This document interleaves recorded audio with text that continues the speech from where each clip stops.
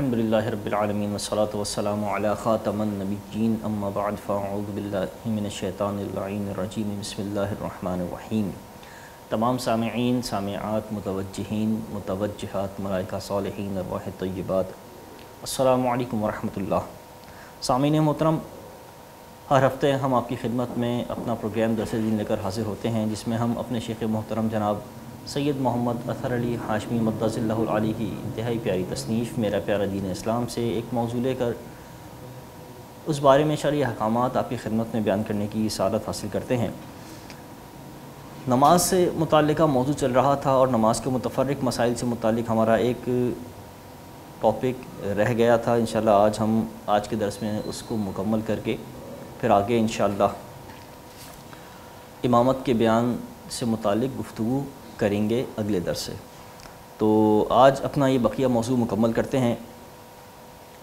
گزشتہ ہفتے ہم نے جو گفتگو کی تھی اس میں نماز باجماعت کی بقیہ رکعات کیسے مکمل کی جائیں، تو یہ ہم نے اس بارے میں گفتگو کی تھی۔ مناسب خیال یہ ہوتا ہے کہ اس مسئلے کو ایک مرتبہ دوبارہ دہرا دیا جائے اور پھر بقیہ مسائل بیان کیے جائیں۔ یاد رکھیے، جو رکعت امام کے پیچھے مقتدی نماز پڑھنے آیا اور اس کی کوئی رکعت رہ گئی ہے، اب یا تو ایک رکعت رہ جائے گی یا دوسری رکعت رہ گئی ہے یا تیسری رکعت رہ گئی ہے، تو ایسی صورت میں کیا کیا جائے گا؟ یاد رکھیے کہ جب اگر مقتدی امام کے پیچھے نماز پڑھنے اس حال میں آئے کہ اس کی ایک رکعت نکل چکی ہو، تو جو رکعت نکلی ہے اس رکعت کو اسی حالت میں ادا کریں گے، یعنی جب امام سلام پھیر دے گا اور بقیہ جو رکعت رہ گئی ہے اس کو ادا کرنے کے لیے مقتدی کھڑا ہوگا، تو جس رکعت کو امام کے ساتھ جس حالت میں ادا کرتا، اب یہ اکیلے اسی طرح ادا کرے گا۔ مثلا پہلی رکعت چھوٹی ہے تو پہلی رکعت کیونکہ ثنا سے شروع ہوتی ہے، سبحانک اللہم و بحمدک و تبارک اسمک، پھر وتعالی جدک الی آخرہ، آخر تک پڑھتے ہیں، پھر اس کے بعد تعوذ پڑھتے ہیں، پھر تسمیہ پڑھتے ہیں اور اس کے بعد پھر قرات شروع کرتے ہیں۔ تو جب آخری رکعت پڑھنے امام کے سلام پھیرنے کے بعد یہ اپنی جو فوت شدہ رکعت جو پہلی رکعت ہے وہ پڑھنے کے لیے کھڑا ہوگا تو ثنا سے شروع کرے گا اور پوری تعوذ پڑھے گا، تسمیہ پڑھے گا، قرات کر کے رکوع، سجود، تشہد کر کے سلام پھیر دے گا۔ اور اگر دوسری رکعت چھوٹی ہے تو اب لازمی سی بات ہے، دوسری رکعت میں تو تعوذ اور ثنا نہیں پڑھی جاتی، تو لہٰذا یہاں پر ثنا اور تعوذ نہیں پڑھی جائے گی، صرف بسم اللہ کے بعد سورہ فاتحہ اور اس کے ساتھ سورت کی قرات کریں گے۔ اب ہر دو رکعت کے بعد چونکہ بیٹھنا لازم ہوتا ہے، لہٰذا اب جب اس کی اپنی امام کے ساتھ اس نے 2 رکعت پڑھ لی تھی، اب امام کے بعد بھی چونکہ 2 پوری ہوں گی تو اس میں تحیات پڑھے گا اور سلام پھیرے گا۔ ایسے ہی تیسری اور چوتھی رکعت بھی، یعنی تیسری رکعت اگر اس کی فوت ہوئی ہے تو کھڑا ہوگا، ثنا نہیں پڑھے گا، تعوذ نہیں پڑھے گا، بلکہ قرات شروع کر دے گا آگے سے۔ تو یہ طریقہ کار ہے۔ یوں ہی چوتھی میں بھی بالکل تیسری والا طریقہ کار اختیار کیا جائے گا۔ چوتھی کے رکعت کے بعد پھر وہی اپنا تحیات پڑھ گے اور سلام پھیر دے گا۔ تو یہ طریقہ کار تھا فوت شدہ رکعات کی ادائیگی کا۔ اللہ تبارک و تعالی ہمیں اچھے انداز سے نماز پڑھنے کی توفیق عطا فرمائے۔ بعض لوگوں کو نماز میں خیالات بہت آتے ہیں اور وہ اس وجہ سے بہت پریشان رہتے ہیں، وسوسوں کا شکار رہتے ہیں، شکایتیں کرتے ہیں کہ نماز میں وسوسے بہت آتے ہیں، خیالات بہت آتے ہیں اور نمازوں میں دل نہیں لگتا، تو کیا کریں؟ تو یاد رکھیے کہ صرف خیالات آنے سے نمازوں پر کوئی فرق نہیں پڑتا۔ کیسا ہی خیال کیوں نہ ہو نماز میں آ جائے تو اس سے نہ نماز چھوڑنی چاہیے اور اس سے نماز ٹوٹتی بھی نہیں ہے، کوئی فرق نہیں پڑتا نماز پر۔ تو اگر اس طرح کے خیالات آپ کو پریشان کر رہے ہیں تو نماز جب ختم کر لیں تو دن میں کسی وقت 7 بار ولا حول، واو کے ساتھ، ولا حول ولا قوت الا باللہ العلی العظیم پڑھ کر الٹے کندھے پر دم کریں۔ یہ الٹا کندھا ہے، 7 مرتبہ پڑھ کے اس پہ دم کیجئے۔ کچھ دن اس طرح کیجئے، انشاءاللہ کچھ دن گزریں گے یہ خیالات اور وسوسے آنا ختم ہو جائیں گے۔ دوران نماز رکعتیں بھول گئے کہ 2 ہوئی ہیں یا 3، تو اس صورت میں کیا کیا جائے؟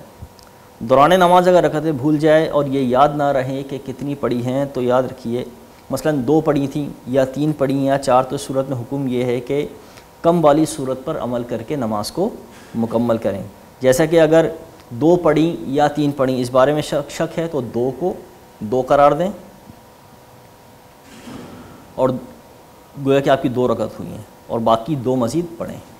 یا 3 اور 4 میں شک ہے تو 3 قرار دیجئے اور 3 پر عمل کر کے چوتھی رکعت ملا کر نماز مکمل کریں.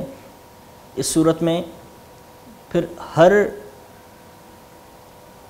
رکعت کے بعد اتحیات ضرور پڑھنی پڑے گی کہ جس کو آپ 3 قرار دے رہے ہیں اس کے چوتھی ہونے کا بھی احتمال ہے تو ہو سکتا ہے وہ چوتھی ہو, تو لہٰذا اب ہر رکعت کے اختتام پر اتحیات پڑھی جائے گی اور پھر اتحیات پڑھنے کے بعد بغیر درود پڑھے اگلی رکعت کے لیے کھڑے ہو جائیں گے, یہاں تک کہ جب آخری رکعت پڑھیں گے تو اس کے بعد اتحیات پڑھ کے درود پڑھ کے دعا مانگ کے سلام پھیر دیں گے. اس طریقہ کار کو اختیار کرنے سے انشاءاللہ یہ جو بھولنے کی عادت ہے یہ بہتر بھی ہوگی اور اس میں کمی واقع ہوگی, اور انشاءاللہ نماز میں جو شیطان نے وسوسہ ڈالنے کی کوشش کی تھی یا بھول چوک ہو گئی تھی جس کی وجہ سے نماز خراب ہونے کا اندیشہ تھا, انشاءاللہ وہ نماز بھی ٹھیک ہو جائے گی. امام کے پیچھے پڑھنے کی صورت میں جب کوئی رکعت رہ گئی ہو اور آخری قاعدے میں مقتدی تشہد کتنا پڑھے, یعنی جب امام کے ساتھ نماز میں شامل ہوا تو امام 1, 2 یا 3 جتنی بھی رکعت پڑھ چکا تھا اور آخری رکعت میں جب امام بیٹھتے ہیں تو اتحیات کے بعد درود پاک بھی پڑھتے ہیں, تو مقتدی کے لیے کیا حکم ہے؟ مقتدی درود پاک نہیں پڑھے گا, یہ تو طے شدہ بات ہے. مقتدی پر لازم ہے کہ عبدہ و رسولہ تک پڑھ کر کلمہ شہادت اشہد ان لا الہ الا اللہ و اشہد ان محمدًا عبدہ و رسولہ, جب تک امام نماز مکمل نہ کر لے یا مقتدی یہ کلمہ شہادت دہراتا رہے, اور جب امام سلام پھیر دے تو مقتدی کھڑے ہو کے اپنی نماز مکمل پڑھے. مگر تشہد بار بار پڑھنے میں یہ ضروری ہے کہ صرف انگلی اٹھانا اور رکھنا صرف یہ پہلی بار میں تھا, بار بار جب کلمہ شہادت دہرائیں گے تو انگلی اٹھائی اور رکھی نہیں جائے گی. امام جعفر صادق سلام اللہ علیہ ارشاد فرماتے ہیں کہ ایسے شخص کو فرشتے سوال و جواب کے لیے قبر میں اٹھائیں گے تو اس کا یہ بار بار پڑھا ہوا کلمہ شہادت زبان پر جاری ہو جائے گا, جو تمام سوالات کا جواب بن جائے گا, تو خود ہی جواب بن جائے گا انشاءاللہ, اللہ تعالیٰ ہمیں توفیق دے. تو نماز کے بعد کیا پڑھنا چاہیے؟ بعض لوگ یہ سوال کرتے ہیں, تو یاد رکھیے کہ نماز کے بعد جو مشہور وظائف ہیں ان میں آیت الکرسی پڑھی جائے, تسبیح فاطمہ بہت پیاری تسبیح ہے اس کو پڑھا جائے, تلاوت قرآن پڑھنا چاہیے, اور بھی بہت سارے وظائف ہیں.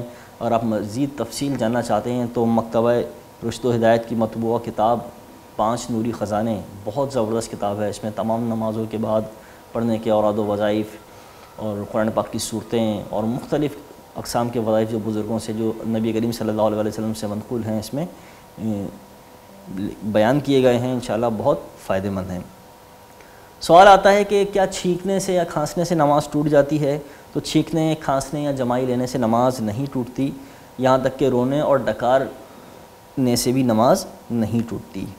تو یہ مختصر مسائل تھے نماز کے جو ہم نے آپ کی خدمت میں پیش کیے. اللہ تبارک و تعالیٰ سے دعا ہے کہ ہماری نمازوں کی تمام خامیوں کو درست فرمائے اور سچی قابل قبول عبادات اچھے انداز سے ہمیں ادا کرنے کی توفیق عطا فرمائے اور مقبول نمازیں ہمیں نصیب فرمائے.